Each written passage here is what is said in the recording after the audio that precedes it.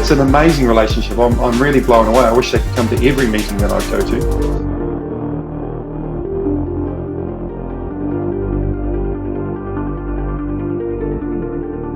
Kia ora and welcome to Microsoft ISV Chats. When the founders of technology business Nine Spokes realized smaller companies weren't getting access to the right tools to succeed, they set out to help the little guy. Now, through a strong tech partnership with Microsoft, they're championing SMEs the world over. Today, we're talking to the CEO and the founder of Nine Spokes, Adrian Grant, to understand how a New Zealand-based company can grow their business into a global one. Adrian, thanks so much for your time today. Hey, Luke. Thanks for having us. It's a pleasure. Now, tell us what Nine Spokes does for your customers. It's a really simple proposition, actually. When Mark and I started the company several years ago, we could see that what was happening in the marketplace, everyone was starting to move their applications to run their business away from the desktop onto the cloud. And it was pretty obvious that if you look at large corporates, they all have very elegant ERP solutions where they connect the entire work stream of the business into one application or one very functional application. And we could see that that wasn't going to occur within the SME space. In fact, it still doesn't generally. So people will buy point solutions for a specific task. And so our proposition was actually really simple. It was, how do you combine data points from multiple apps and give a small business the ability to see the really important things to run their business on a single pane of glass? That was the first task that we set ourselves. The second task is that once you've got those data points, how can we actually start impacting them to help them with their next decision so that they can make better, faster decisions with all the data in one place? So that was a really simple use case that we set about to solve for small, medium enterprises. That's great. It's an amazing proposition, as you say. I mean, tell us about the journey. How has it actually worked? And tell us a bit about your story. I think everybody who's a founder of these sorts of businesses probably question themselves every morning as to why they started on it, because the old sayings that it's twice as hard, costs twice as much, always proved to be the case. A lot of them a lot of the issues you'd probably put down to your own incompetence and your own learning as you stumble, and it's always very easy in hindsight. And if you change some of the moving parts, you'd probably make different mistakes as you went through the journey. But the reality is, I think we still get up every morning and love the process that we're performing. But the biggest changes for us, I suppose, have been how do we get our distribution model right as a little wee company, at the bottom of the world, and how do we sell to very large corporates? We probably made the hardest decisions in terms of taking a B2B2C model, when a B2C model would have been much easier if we'd started out on that journey. So I think we started out by trying to go global from day one, and everybody would tell you that's probably the dumbest thing that you can do. Parallel market entry takes time, costs money, incredibly difficult to pull off. And I'd say that's absolutely true. Would we do it again? We probably wouldn't be in the position we are now had we not taken that journey, because it's starting to pay dividends right now for us. Because ultimately, if you want to take a product for an SME community, you've got to be able to scale globally, and you've got to be able to basically have global distribution very quickly.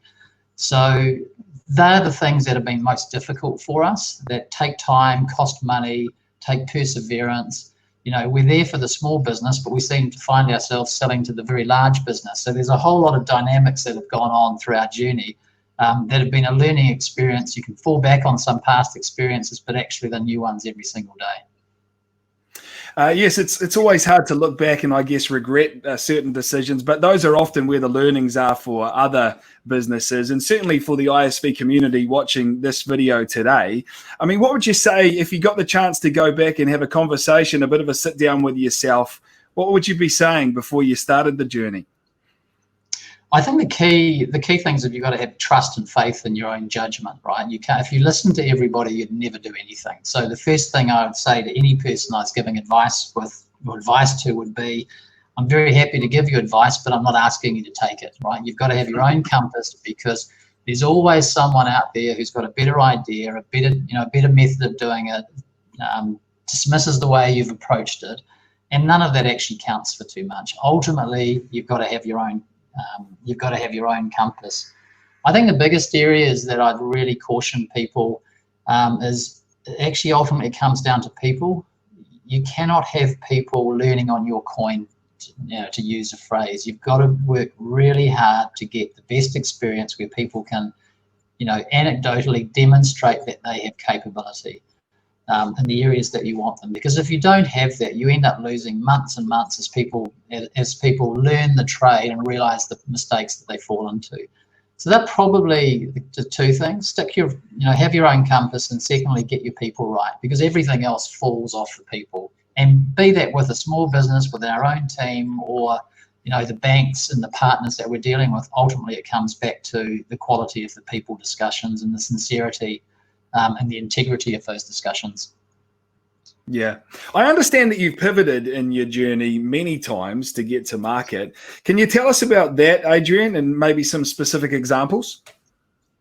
Yeah, sure. Look, I think when you undertake these sorts of journeys, there's always rabbit holes you go down, these learnings, the things you do right, the things you wish you'd done differently. Right? It's always the same for everyone. But if you look at our core proposition, which was to how does a little company from New Zealand build relevance on a global basis and have a product that's fit for purpose for SMEs around the world, then you've got to clearly look at your distribution model, because it's really hard to do the stuff by yourself with a very small balance sheet.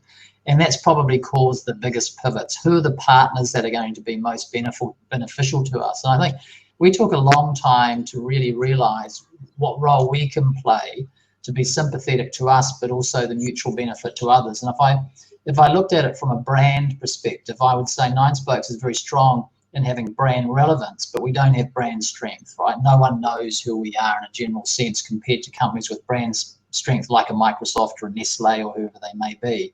So from our perspective, it's how does Nine Spokes leverage our brand relevance to an organisation that has brand strength to drive our overall proposition. And from our view, that whole network effect, if you take the banking partners like Bank of America or OCBC or our own Bank of New Zealand, they clearly have massive distribution. We don't have that distribution, we don't have that distribution capability, but we have something that's important to them, which is how do they build empathy with their customers. So if you look at the network effect, the proposition is pretty simple. The more app partners, the more banks, the more partners you can get as the producers, if you like, it becomes a more appealing place for customers to go to, in this case, SMEs. The more customers, the more appealing it is to the producers. And that's kind of the holy grail for everybody. That's what every company seeks to create, if you like. Think of an Uber in terms of the supply of vehicles to punters who need a cab. It's exactly the same model, just really, really difficult to pull off. So the pivot to us was making sure that we had our partners right, particularly in terms of the banking partners, our support partners like a Microsoft, so that we could go, we recognized our value proposition sympathetically with our key partners. And we've taken a long time to get that right. We've gone down holes where we thought we had a really strong mutual relationship, but we couldn't connect, because ultimately you've got to connect these things, whether they're large companies or small, at a people level. And that's it's a continuing battle. It's something you've always got to work on, and you've certainly got to work on it really, really hard when you're dealing with very, very large corporates, which is where we tend to play. Mm. What were some of the biggest challenges in now selling a platform-based approach to a very large enterprise customer such as a bank? Really simple. Time, cost, and money. Right? We want to run at about 200 miles an hour, and banks, the large banks, for all very, very good reasons, have a whole lot of compliance processes that they need to go through. That is the part that kills us. So when we started the business, we decided to be global from day one. That means going into every single market, or putting anchors in each market. So we went into Europe, we've gone into North America, we've gone into Asia through Singapore. Most people would tell you that that's probably the dumbest thing that you can do, right? Doing parallel market entry costs a lot of money, takes a lot of time. But if you stand back at the partnerships and look at the partnerships that we now have in place, we could never have put those partnerships in place if we didn't have those tenements for a global platform. Because they don't want to play on a regional basis, right? They want to play genuine, they want to partner with people who have genuine global capability and distribution. But when it comes to selling, it's kind of 101. It's apply the same relationship rules that you always have. It's be patient. It's build multiple relationships high and wide across the organization. It's being responsive to them. Those rules don't change whether you're dealing with a corporate or whether you're dealing with an SME. The difference is time, and time equals cost. And 2 months of delay to a large corporate doesn't mean anything to them. That can be quite suicidal to a small company who's trying to fund payroll, every week.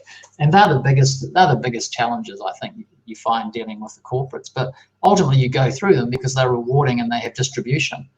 And that's really what we've been trying really, really hard to try and build into our platform.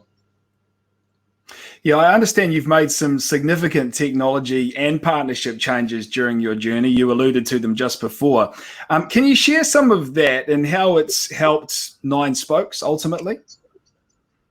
I think it's one of those things as a founder, you probably kick yourself that you're probably onto version 3 of everything, and when you kind of feel like you're on your own on that front. But the more you talk to more people, you pretty soon realise that actually everyone goes through that journey.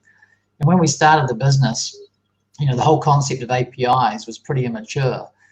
In some ways, it's still reasonably immature in terms of where I think it will end up today. But so as a result of immaturity, both on our side, but on our partner side and on the industry, we've certainly gone down some holes that haven't been particularly fruitful, but at every single point you learn. And about 18 months ago, from a core platform perspective, we made the decision to move away from our current data center provider and move to Microsoft with Azure. And that was part of it. I think that was part of lining up both technical capability and competency with obviously all the things about price and features and so forth, but also market alignment in terms of what we wanted to do. And that's probably been the biggest benefit, because it's like that network effect, both positive positions for our business with Microsoft. We're a minnow quite clearly within that ecosystem, but both parts of the relationship feed off each other. We buy and consume Azure resource, and that's been a fantastic benefit to us, both in terms of price and performance and service catalog that's available. There's no question we're extraordinarily happy with that. But at the same time, we entered into a co-sell agreement, and the ability to have Microsoft AEs within the financial services sector actively asking us to whether we have capability that would be suitable for XYZ Bank, that's a really fantastic thing from our perspective, because we will never have foot count on the streets in various theatres that a company like Microsoft has. And then thirdly, part of our core proposition to SMBs, which is really simple, which is make connections to the products that you have, but if you don't have product, then buy it from us. So our marketplace, which we call Connect Plus, actually we've had a lot of learnings and made a lot of mistakes in marketplace, and it's actually really difficult to sell one product, let alone multiple products in an e-commerce way. But our launch partner is Microsoft with Office 365. Which we're really excited about. That will go live in the next month or so. But if you stand back from that, if you look at that multi-dimensional relationship, we're buying technology, Microsoft is supporting us to sell, and that means on the ground conversations about relationships that they have, conversations about technology standards, and giving the banks comfort around the Microsoft Azure solution, and then also selling Microsoft apps. It's a really, really tightly bound relationship. So the things that we've made, if I stand back and say, what have we tried to do in the last 12 months? It's been, how do we build for scale, and how do we now partner for scale? They've been the biggest things that have happened to us, particularly, and that relates to tech as well, right? When we first started selling, something that would take us 12 months to build, is now, i.e. a new bank comes along and want to deploy for it, was almost a 12-month process. That is now a configuration that will take about 3 weeks. So if you start partnering with very large distribution organizations, they can't wait 12 months. They want something up and running in 3 weeks. So they've been the big challenges technically, which has forced us to actually pretty much rebuild our platform from the ground up, take all the learnings that we've had, shelve the stuff that didn't work, and actually evolve the product to where we think it needs to be. You're obviously very far down this journey in terms of your partnership with Microsoft, your relationship with them. But if you're an ISV that watching the video today and you're wondering how you approach that sort of partnership, could you share with us some of your learnings? Because that could be quite a fearful thing, I guess, to do or to start. Oh, I think everyone will look at any large corporate and go, it's a big hairy beast, it's an 800-pound gorilla, how can I navigate, right? That's natural. I probably had a natural advantage because I've kind of started in small businesses, went to very large corporates, and went back to starting to do my own thing. So there was nothing that was going to be fearful to me, because at the end of the day, we're just all people, right? But you've got to be able to resonate with people. And Hamish is our lead for our company, and we're extremely grateful in terms of the quality of the individual, but the fact that the structure is put in place for these guys to fossick around and find the right things for you, for your business, and the right connections, both in Microsoft New Zealand, but actually globally, has been fantastic. And I reckon at times Hamish is working harder for us than we're probably returning it, because we're trying to do 50 things and he's trying to do 1 or 2 things for his ISV partner. So sometimes it doesn't feel like we support him as well as we need to. So I can only be really complimentary the process of working within the ISV program. However, you do have to be really crystal clear about what it is you want, what your proposition is, how you want to go to market, so that you don't waste time qualifying. You've got to qualify hard and fast, and then know that you have a mutual relationship. And as I say, you've got to work at it. You can't put it in place and think it's going to just stay that way. It doesn't happen with the relationship. It's not going to happen with Microsoft or any other corporate, but you get out of it what you put into it. Just show integrity both ways. Be very clear what you're trying to, what you need, where you're struggling, where you need support, and I think actually you get a fair crack at it. So we certainly, I don't think there'd be anyone in our company who would complain in terms of how that process has evolved. Yeah, that's great. I mean, there's so many takeaways from what you just shared. Thank you so much for that, Adrian. What's next for you guys? I mean, what are your ambitions for Nine Spokes, and what do you think you're going to be doing next? I think I think the stage we're at is we have built for scale. So we're really comfortable with our ability to stand up new instances of our platform in a very short space of time. So we're confident about that. In terms of the second stage is to build our distribution for scale, and we're certainly Microsoft is one of those partners, and we're talking to others, which we hope to have closed in the next couple of months in terms of a global distribution agreement that's sympathetic to our relationship with Microsoft, which is good. So those elements are coming together. At a tech level, even if you take somewhat our partnership with Microsoft, we're going live with our marketplace in the next month or 2. That's exciting. It's a third leg to our stool, if you like. It's really important that we get out there. We're working really hard in terms of integrating our core product into Teams. So if anyone can read the paper, Teams has become a real game changer for a lot of organizations within the COVID environment, and we've been using it for a long time. But what we'd done several months ago was integrate our product into Teams. So within the Teams chat, our data points can be shipped. So that's been done. We know we can do that. But in our new product, in the new world of COVID, particularly with our banking partners, that's becoming really important because a lot of banks have realized they do not have core data on their clients. And we're in a position to be able to give them that data in a very usable and insightful format. So I think the biggest things,